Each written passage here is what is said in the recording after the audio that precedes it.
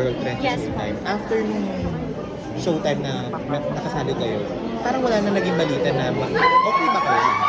Ng Girl Trends po? We're okay po. It's just that meron na po silang mga different paths. Kasi ang Girl Trends naman po talaga in the first place, we're not like K-pop groups na solid talaga. Parang the individuals po kami na pinagsama sa isang group in the hopes na mabigyan ng ng mga break. Ganun po talaga siya. Like, si Direct Lauren, nung una pa lang po, hindi niya sa amin in-assure na pang-matagalan tong group na to. So, hindi po kami comparable sa mga P-pop groups ngayon. So, ganun po talaga siya. Comment ko lang kasi nung may mga issue na parang favoritism. Favoritism?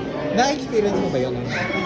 I won't say favoritism. It's just that kasi sa business po talaga. Kung sino yung maraming nagpapasok ng money, syempre, doon mo ilalagay yun, diba? Kung smart ka talaga sa business, and I accept it.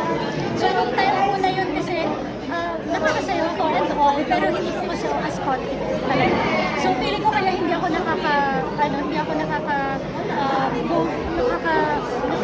hindi ako nakikilala masyado. Konti lang nakakilala sa akin is because yung confidence level ko before was very low.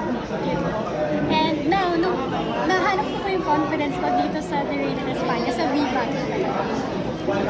Baka dyan mo din mahanap yung love life. Tignan po natin yun.